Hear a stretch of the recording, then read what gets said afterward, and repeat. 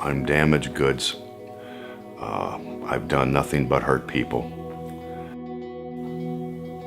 What am I supposed to do here?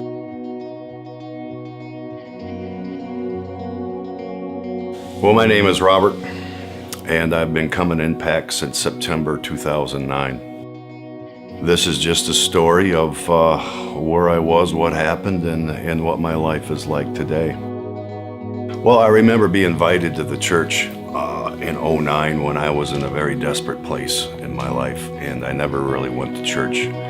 And so I went there, and I just completely had a breakdown at that service.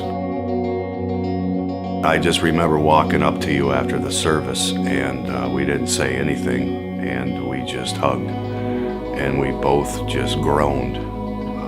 You never even seen me before in your life, but I think you could feel the pain.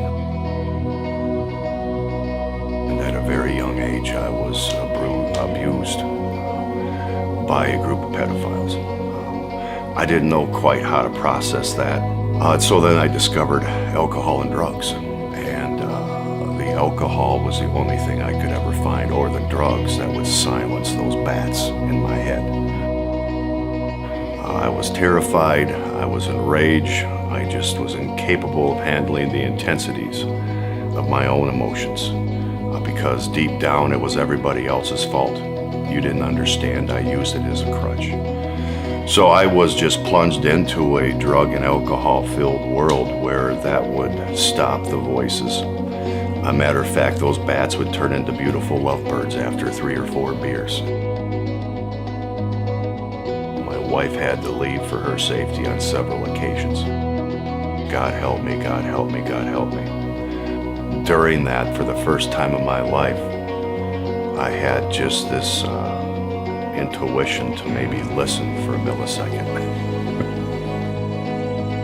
I heard God's voice.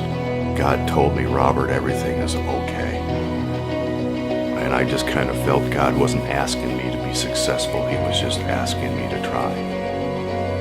It was a gift of desperation. It was the only time in my life I was capable of listening to God. But I just, okay, well, I got a call that invited me to a church. That's when I went to the church. I got a call to go to a prayer meeting. Okay, I'm going to go to the prayer meeting. And then the next thing I did was I shared it with another human being.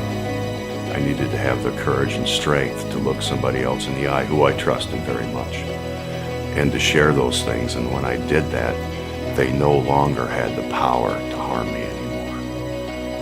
Through that process, I became a different person a day at a time. I remember when I knew this was the real deal and I wanted to give to God. What is it that I can do? I don't have an education, I don't have this, I don't have that. I go into prison. I was in prison last night. And I don't go there to facilitate, I don't go there to oversee, I go there to sit with those guys. And I share my life and what it's like today. And I tell them, and if an idiot like me can do that, it's a no-brainer. I have a motorcycle club, Remnant Sons, and our ministry is to be available, not push anything, but we're available to provide spiritual needs for outlaw motorcycle clubs. That's very big for me. They need a place to bury their dead. They need people to pray for them. They need people to marry them. It's pretty high octane stuff sometimes. We don't go in there to save the world. We just let them know that we understand your lifestyle. This is the way we lived and this is the way we live now. We're here for you. You know, we're here for you. And then I just work with alcoholics and drug addicts every day. If there's anybody feels that they're too far gone, that it's too late, what really matters is that, you know, there is a loving and caring God out there, you know, and He cares for you. And there's hope. There's hope. My name is Robert Smith, and I celebrate the resurrection of Jesus Christ. I was once dead and hopeless. Today, I have been resurrected by that still voice that, Robert, everything is okay.